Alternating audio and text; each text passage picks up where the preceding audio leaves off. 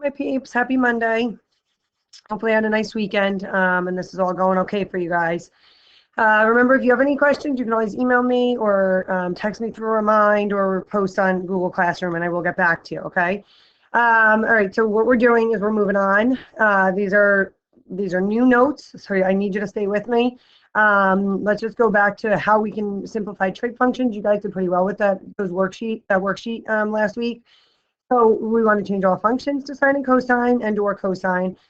Use the reciprocals and then use the conjugate. If you remember what conjugate is, if you have 1 minus sine theta in the denominator, then you multiply both by the denominator and the numerator by 1 plus sine theta. Those are conjugates of each other.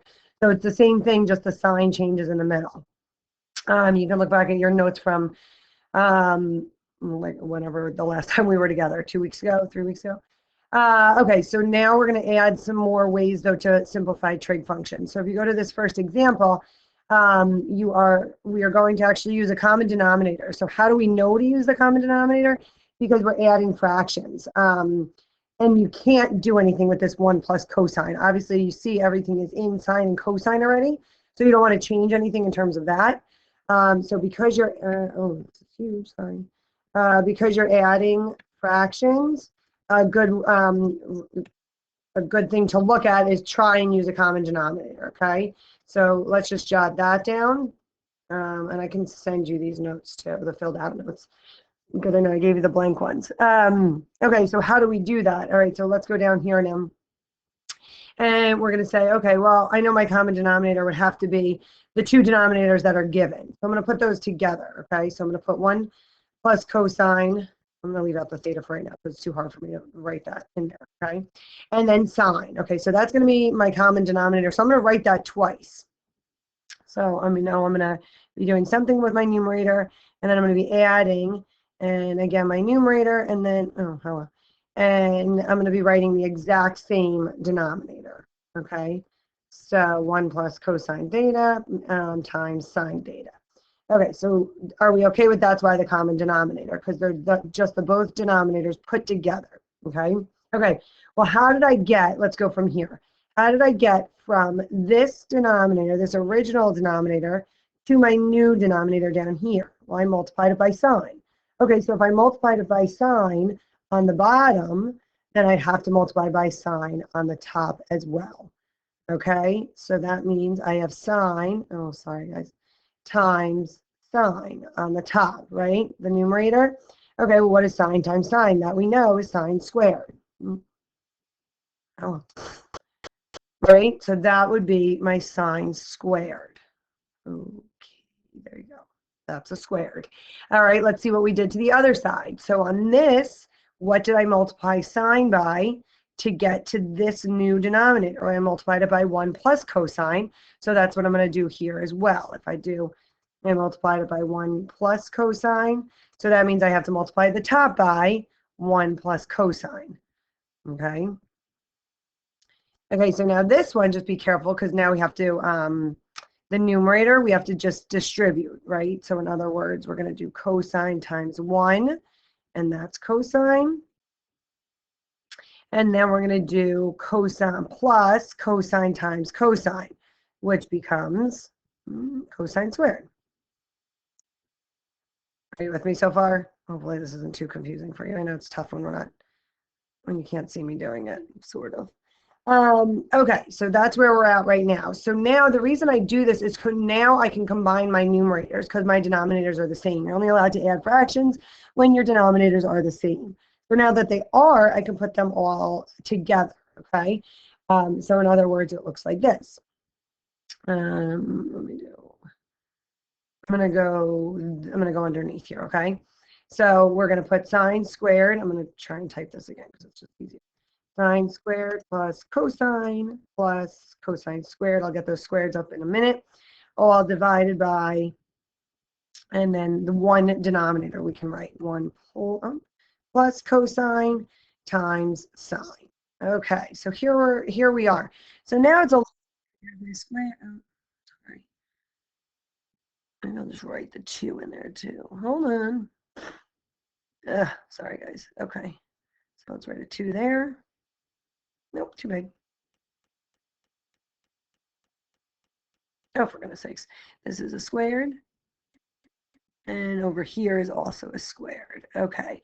So now I don't know if you would recognize at this point, but we do have from our little cheat sheet. So sine squared, watch, sine squared plus cosine squared, even though they're not right next to each other, they're still allowed to go together. So watch, you can do sine squared plus cosine squared. And do you remember what that is?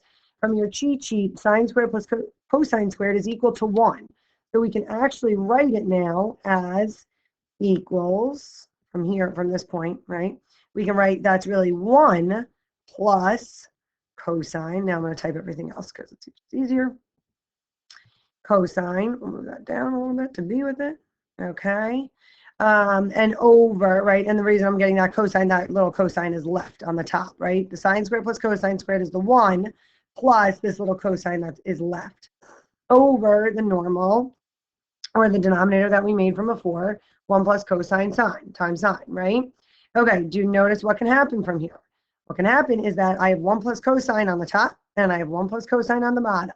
I'm allowed to cross those out because they're the exact same thing.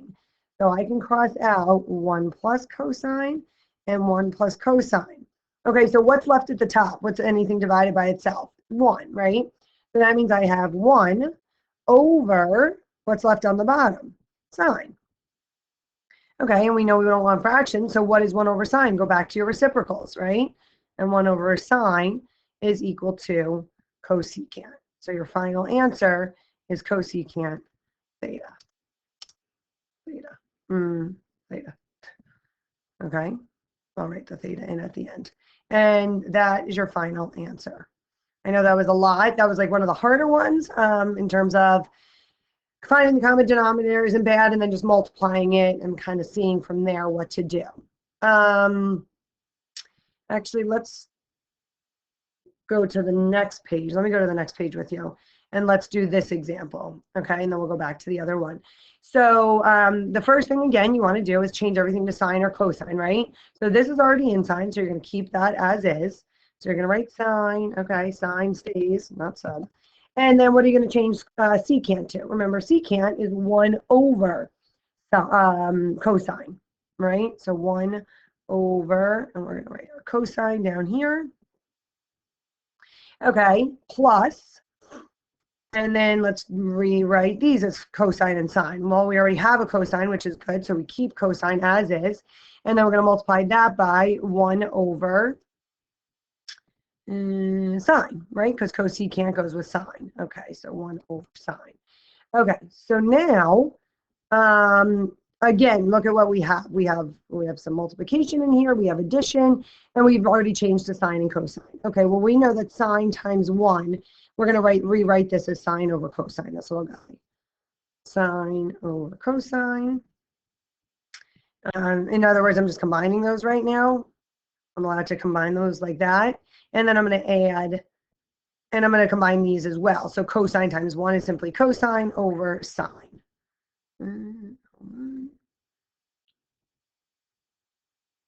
Cosine over sine. So they're reversed, and again, because they're not common denominators, I cannot add them together.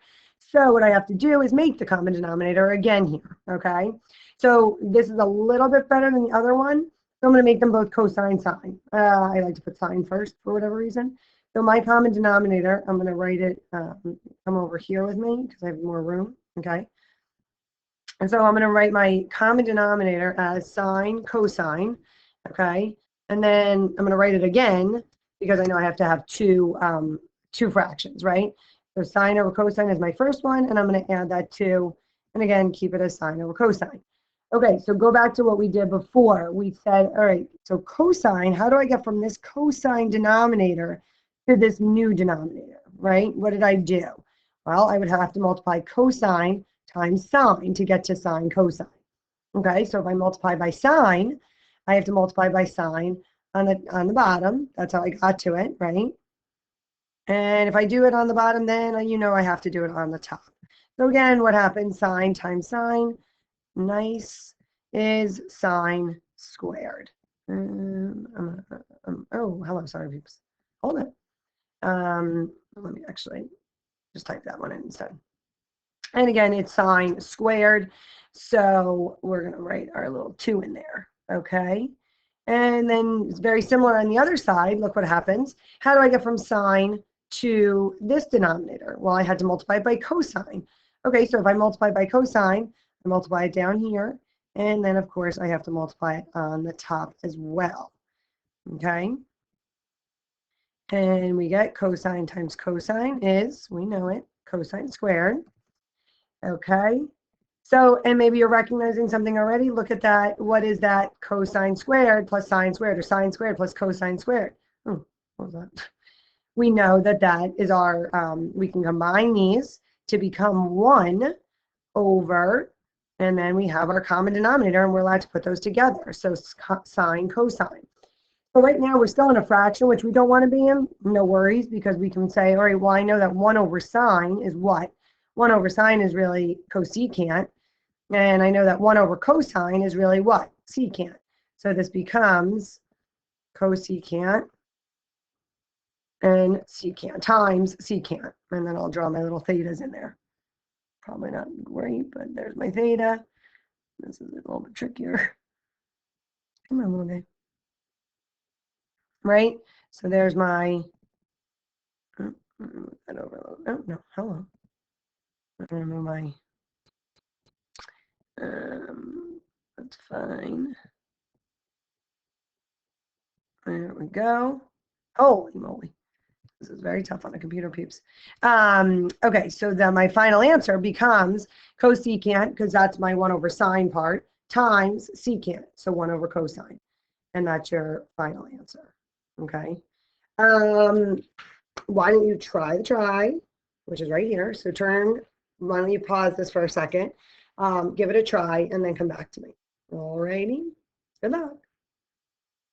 Okay, so what you should have gotten, we're going to make this sine. The sine stays as is.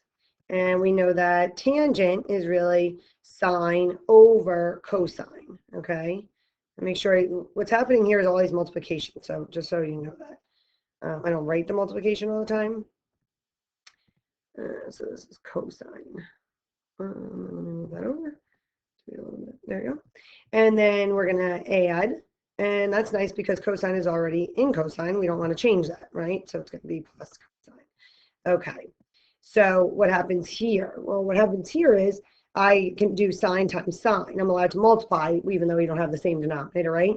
Well, so I know sine times sine is sine squared over cosine. So sine squared over cosine. Okay. And I know that I'm adding that to, I have this little cosine hanging out over here. And it's really like a cosine over 1 if you want to write that for yourselves. Maybe that's easier to notice that it is a fraction. Okay, so cosine over 1. Okay, so what's my common denominator? My common denominator is cosine. Okay, well, that's kind of nice in this case because, let me go here. Okay, so cosine and 1, well, cosine times 1 is just cosine, right? So again, your common denominator is when you multiply the denominators together. And again, cosine times 1 is already cosine, so you don't have to change anything to this one. Yay! So instead, you're just changing this one. Okay, so let's rewrite what I have. I'm going to move over here, okay? So I have sine squared over cosine, because remember, I'm not changing that one, over cosine. Okay, and then I have plus, well, I know I want to change this to cosine, right? So we're going to write, I know I want this denominator to be cosine. Okay, so what did I do? Well, I multiplied 1 by cosine. I might multiply this 1 by cosine to get to cosine. So if I multiply the bottom by cosine, well, then you know what to do. You know to multiply the top by cosine as well. So, all right, and look what we have again. Cosine times cosine is cosine squared. Great. And we should be recognizing something at this point. Again, I have that sine squared plus cosine squared. I'm going to make that a 1 over cosine because now I can combine my denominators. Or I can put them together, in other words. And I'm going to put that 1 over cosine. And we know that 1 over cosine is the reciprocal of secant. So my answer is going to become secant of theta, And that is your final answer. Oh, we're not erasing it. How'd you do with that? Hopefully okay. If you need to take a break, you can. I'm going to go back to another example, though, quickly, because it's not that bad, this one. Okay, so that was adding fractions. You're using a common denominator, and we're going to add one other thing in. So if you notice, take a look at this example. What do you notice is in each term? You see that sign is in each term. Okay, so that means we're going to take that out. What is that called? We're going to factor. So that's another strategy to use, okay? So let's do that. Let's take out that sign. All right, so if I take out that sign, I'm going to take it out here, and what am I going to be left with? Okay, well, remember when you factor out, you're really dividing. So you're really saying, okay, well, I'm dividing by sign here and here. So watch what happens. I'm going to write, you know, let me bring this down over here. Okay, and then let's divide each of these by sign. Sign, and I'm going to divide by sign. Okay. So, well, what happens when you divide sign by itself? It's not 0, so be careful there. It's a 1. Okay, great. So 1 minus, well, what happens here? Well, yeah, now these cancel out because what am I left with? A cosine squared. Okay, so in my parentheses, I'm left with 1 minus cosine squared. Okay, and now, again, let's try and recognize something. 1 minus cosine squared is something. That's one of our that's one of our that's on our cheat sheet, okay? Well, 1 minus cosine squared is sine squared, actually. So right now what I have is I have that sine hanging out outside, and I have a sine squared inside. Again, because 1 minus cosine squared is sine squared, okay? So what is sine times sine squared? That becomes sine cubed. And that's actually then your final answer. And that's how you simplify using factoring. That is definitely not what I wanted that to look like. It's got to be a little 3 and sine cubed is your final answer. Okay, so that's a way to factor. I feel like that was a little bit maybe easier. I don't know. I don't know how you guys are doing with this. Let me know. Let me know how you guys are doing with this. I'm going to hold off on this one, this next example. So it's on your notes. If you want to give it a try, please, by all means, do so. You can send it to me. Sorry. You can send it to me if you think you got it. Let me just see. I'm trying to look for you guys. See how this one goes. Okay. So I gave you a video check-in. It's only 2 questions. So give them a try. And again, if you're having any questions, just let me know. We'll try and work on these types of examples in the next couple of days. Okay. All right. Good luck. Let me know how it goes. Thanks.